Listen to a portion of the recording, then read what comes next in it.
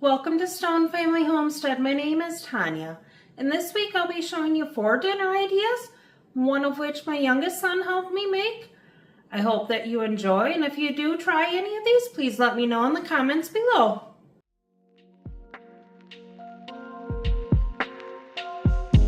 Tonight for dinner we're going to have chicken stir fry, and here's everything that I'm going to be using.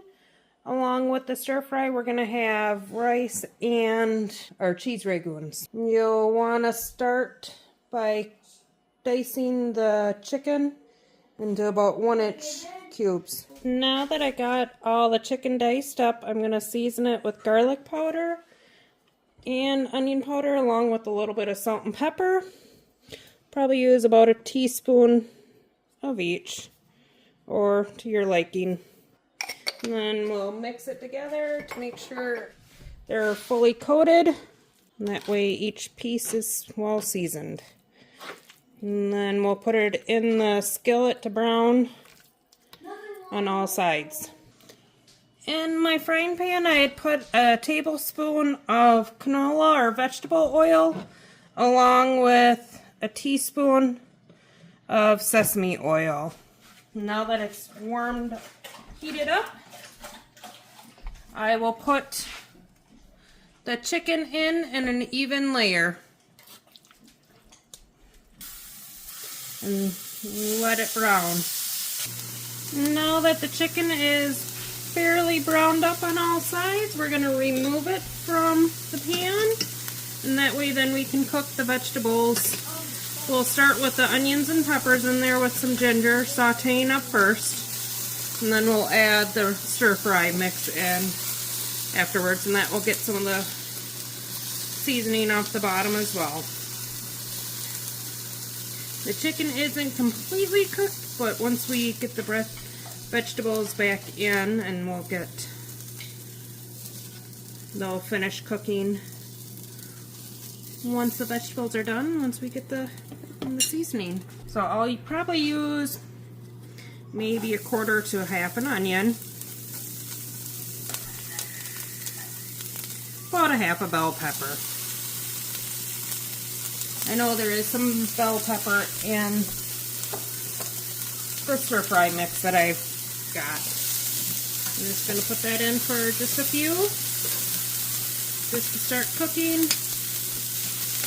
And then we'll add in the stir fry mix. I did add ginger to this and the chicken back in with the vegetables, and we'll cook that for a few minutes. Alright, for the sauce I got a half a cup of soy sauce. I'm going to use a tablespoon of hoisin sauce. Try to get most of it off. Maybe a teaspoon of rice wine vinegar along with a little dash of sesame oil. Stir that all together, and then once everything is combined and the chicken and the vegetables are done cooking, we'll pour this over top and serve it.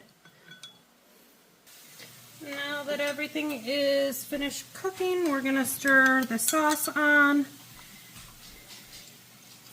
straight over top. Make sure everything's coated well. And enjoy. I'll show you what one of our plates looks like once we get it all plated up. Like I said, you want to stir to coat. Make sure everything's mixed in. We're just going to let it sit here. I'm going to turn the burner off. It will slowly cool down as we're waiting for the rice to finish cooking.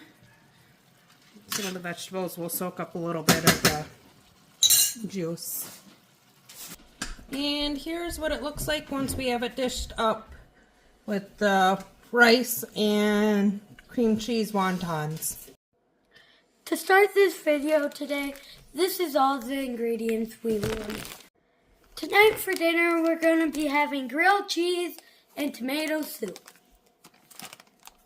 Here's everything that I'm going to use to make it. Okay, now we're gonna butter all of our bread.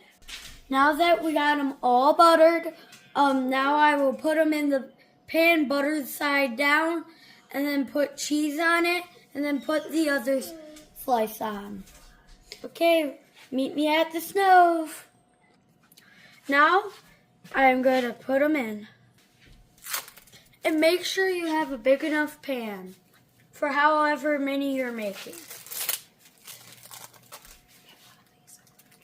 And also one of these I'm going to put tuna on to turn into a tuna mount. So 2 of them we're going to have extra cheesy, and one of them we're going to, for the tuna mount, isn't going to be extra cheesy.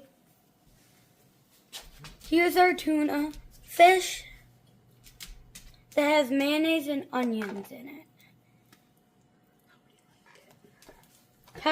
How my dad will like it. Grab his other piece of bread.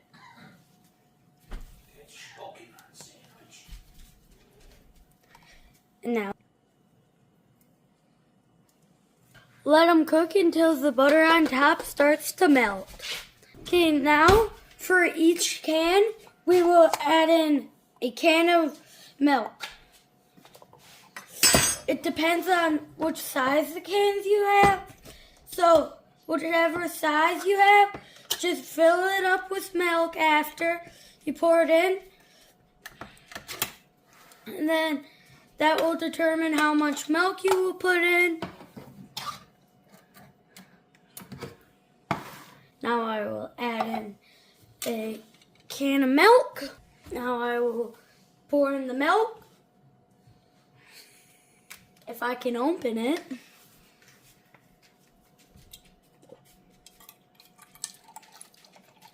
If you spill a little milk, it's fine. About 2/3 stir up to get some of the stop. Stir it.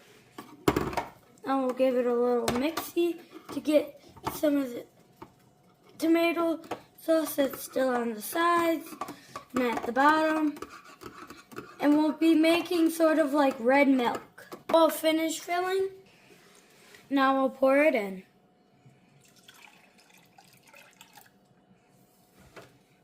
Now I'll do the same with my other can. Dump it in.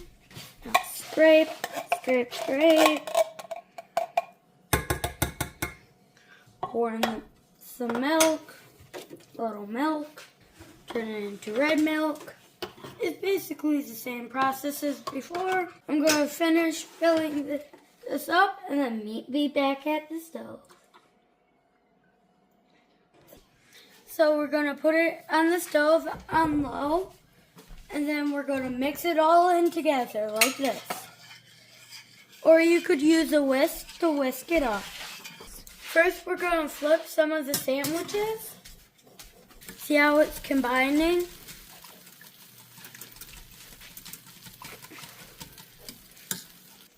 Okay, now we will finish cooking them on low until the sandwiches are browned on the other side.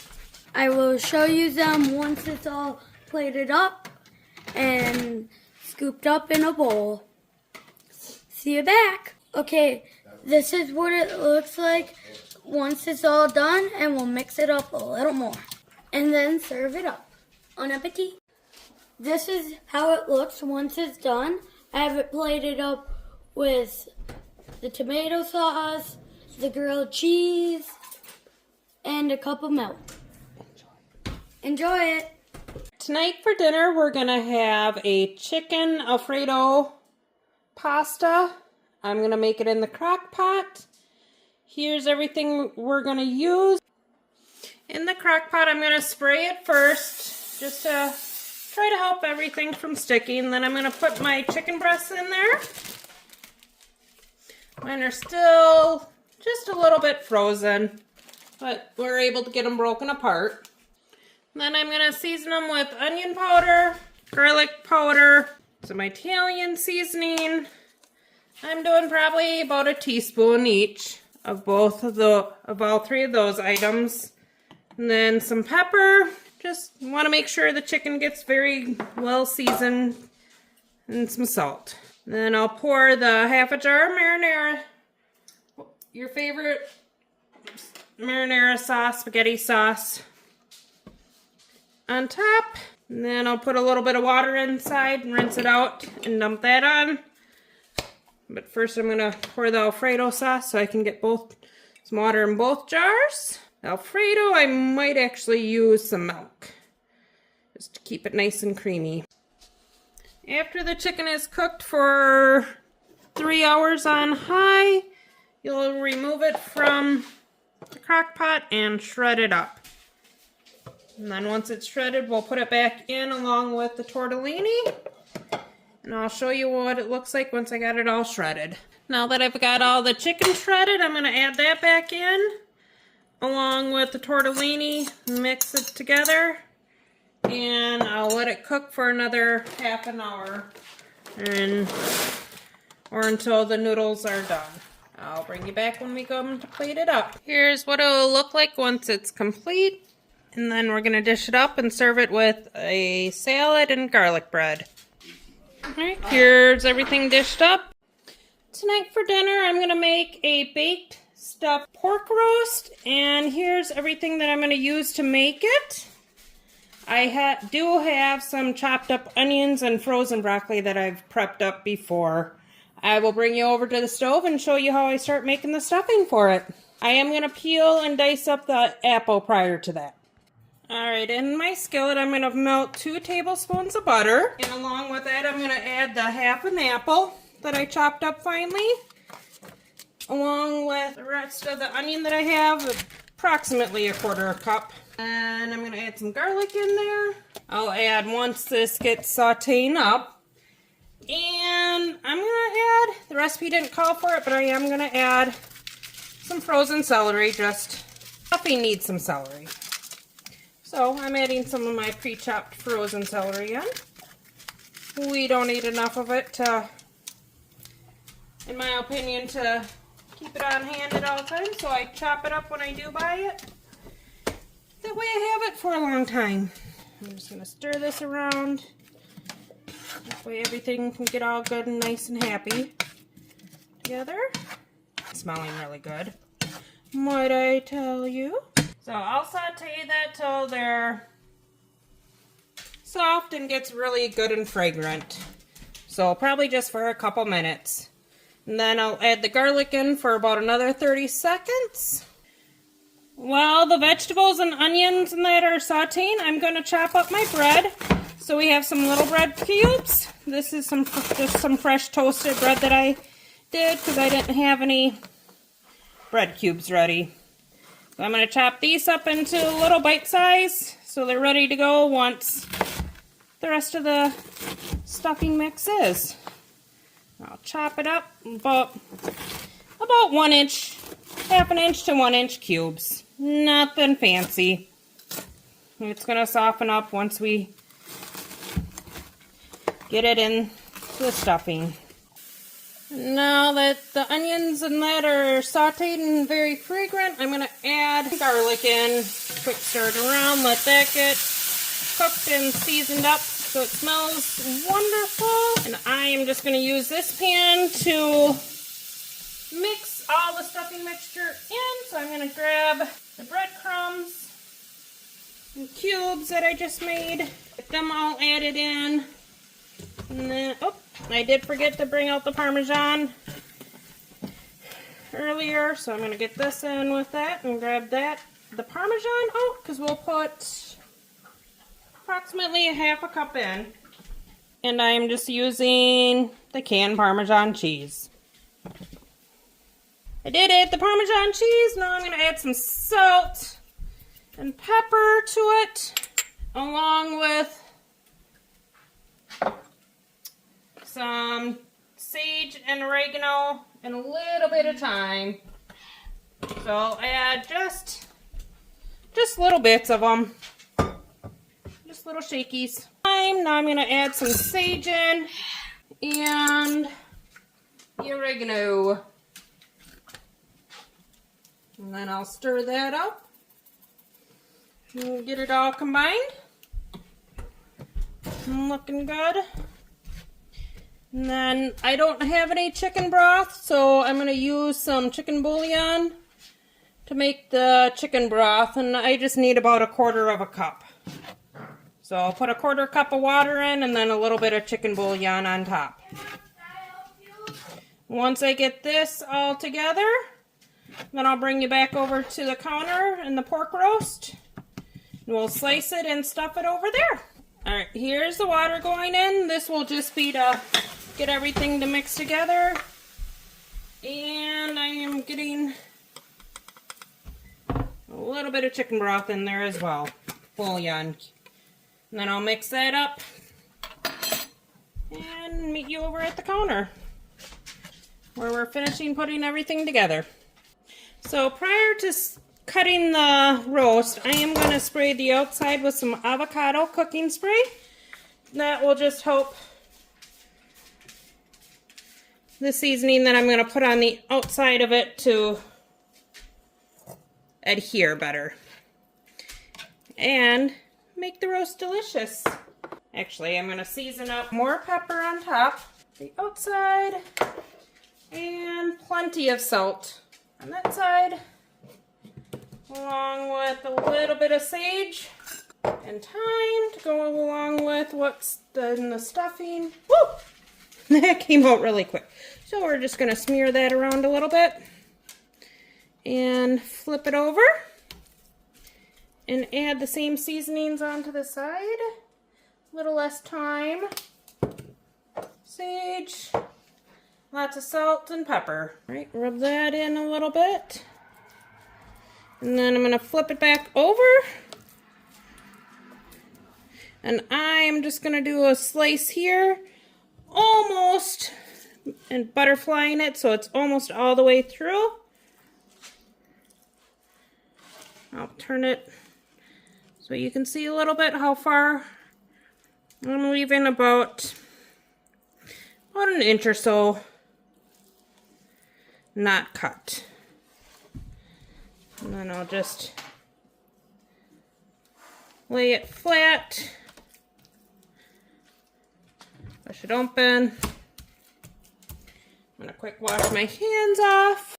Alright, I grabbed the stuffing mixture and I'm just gonna scrape that onto the pork roast and then I'll spread it out evenly. You may have a little extra stuffing, that's okay. Alright, I'm going to pick these up off the clean counter. That way we can try. I'm going to use my clean hands and try to flatten this out a little bit so I can at least attempt to close it and go wah and spill half of it out the back. I'm going to grab the baking pan. I just have an 8x8 pan that I'm going to quick spritz with some oil on the bottom. And I'll lay this in there. Obviously there's some that fell out. I'm going to try to grab all these good bits of stuffing that came out once already and put it back inside. There, it's put back inside. And then I am going to put it in the oven to bake at 375 degrees until the temperature doneness. And then I'll bring you back to show you what it looks like. Here's how they turned out. And I made some potatoes au gratin, and we're also going to serve it with some green beans. I'll slice up each serving as well.